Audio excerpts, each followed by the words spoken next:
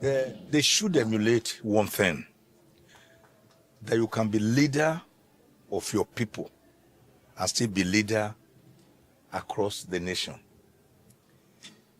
E.K. Clark, Papa Clark, had that near impossible mantra of being the leader of the Ijaw nation and also a leader of modern day Nigeria. The reason is that he realized that it was from a nationality within a nation, that's the Ijaw people, and that there was no way you could wish away his place of birth. So all he preached was what you call unity in diversity. We are diverse, we are pluralistic, we can never be the same people. I am from Ijukwe, near Agenebode, Esako East. I cannot be Hausa or Fulani man. I cannot be Yoruba, Igbo, or Ogoni. I cannot be Efik, Ibibiu, or TV. That must be given to me where I come from. Park Clark preached that. But he also said, in having this one nation, we must have it in a state of equity, social justice, and egalitarianism. That was why his common slogan was, "We are all Nigerians." He believed that monkey should not walk for bamboo to eat. He believed that the hewers and drawers of water must be allowed to also benefit from it. He believed that the goose that lays the golden egg must be fed to be able to continue to lay the golden egg. He did not believe in a Nigeria where unitarism was imposed on us under the thin guide of federalism. So all his life, he fought for a united Nigeria imbued with peace, social justice, and egalitarianism. He was also not corrupt. He's one of the few politicians never found to have been corrupt. And he fought till the last breath in his body. At 97, 3 months shy of 98, Park Clark was still appearing on television, pontificating, crusading for a better society. And he died a happy man, though all he fought for had not been achieved. But he died happy that he had played his part. So all Nigerian leaders must emulate this great man, that leadership is a process of service. It is not for personal aggrandizement. Leadership should not be obtained just for the sake of dressing your robe, yourself with the robes of an emperor, rather than as a servant leader. Park Clark was a servant leader, and he was a general who led from the front, not from the back. It was Alexander the Great who said he is more afraid of a group of one lion leading 100 sheep than a group or a troop of 100 sheep leading one lion. Because leadership, particularly transformational leadership, is one that galvanizes and energizes the people to follow a true leader and do what he says, what he does, not what he says. Leadership by example, not leadership by present. E.K. Clark was a great pan-Nigerian nationalist, not sectional. For him, I can say his life was one of Winnie, Widdy, Wissy. He came, he saw, and he conquered. So if I ask you, what is transformational about this current crop of politicians we have in Nigeria right now? What would you say? If I ask you, what is the vision of your state governor or the vision of your president today for Nigeria? Would you be able to describe it? When you look at the series of events happening in Nigeria, whether it's the food crisis, the security crisis, the water crisis, leadership crisis, would you be able to say that we have leaders or we have authoritarians or emperors? Emperors in our various states, emperors at the very federal level. What would you call that?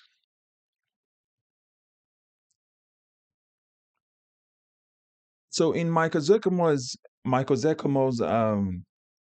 speech or statement, some of the things he said, very laudable compliments he paid to Pa Edwin Clark. I mean, for very obvious reasons anyway. But when we look at a statesman that passed recently and the laudable comments people make about him, the question is, are our leaders pan-Nigerian? Let's don't say pan-African, but do we have pan-Nigerian leadership at the moment? Because our politicians divide us by ethnic lines. Okay, they divide us along ethnic lines, tribal lines, religious lines, rather than the fact that, oh, we are so many of us and different tribes, different people, but we're one Nigeria, which is why we are where we are. And the beauty of Nigeria is that we are beautiful in diversity if we have the right leadership putting us all together rather than dividing us across tribal lines. So, but let's break this down more. And if you're meeting this content for the first time, like, share, and subscribe. And if you've been following us and you've not subscribed, please do so. We are all Nigerians. We are diverse. I mean, I am from a part, you are from another part, and the other person's from another part. I am from the north, you're from the south, east from the east from the west, or whatever way you find yourself, wherever you're from. The diversity that we exhibit or we have in Nigeria is what makes us beautiful. It's what makes us the envy of the world. Our diversity. Our problem is that we have pan-selfish leaders, not pan-Nigerian leaders. Leaders who will divide us across tribal lines just for them to pit us apart so they can continue to pillage our country. You have to remember, corruption is not friends of anybody. It's only friends with corruption. You can say, oh, this is my friend. We are friends because of this reason. Our politicians are friends because of their corruption. And that's why they always look out for each other. So you see, what do we currently have right now are leaders, a group of leaders without vision for our nation, where we should be, because as you ask me, what are the pointers, what are the parameters with which you want to say that? I'll say this. Are any of our politicians, are they transformational in their thinking, in their leadership style? How would you know? You know because a transformational leader will speak to the people. A transformational leader will be one that will change the way things are done in the nation for better, more upright, a more transformational way, progressive in their thinking, not the one where a politician calls a Nigerian who's criticizing them for bad governance, and they say they are all stupid Nigerians, they're protesting for no reason. That's not a transformational leader. So when you look at our leaders today, you see people who are in there for their personal aggrandizement, who are there just to put on royal robes so that we can bow to them. They want us to vote for them so that they can become kings and we will become the servants. But they forget that they are the servants because we're sending them there to work for us to make our nation better. So when you look at that, you will then understand why the likes of Paddy Banjos died at the same time, about the same time as Edwin Clark. You wonder why they left about the same time, but why they have this laudable service and comment coming from people from all walks of life. Again, I'm specifically using the word pan-Nigerian because I hear the time everybody say, "Oh, we have to divide." I don't believe we need to go our separate ways.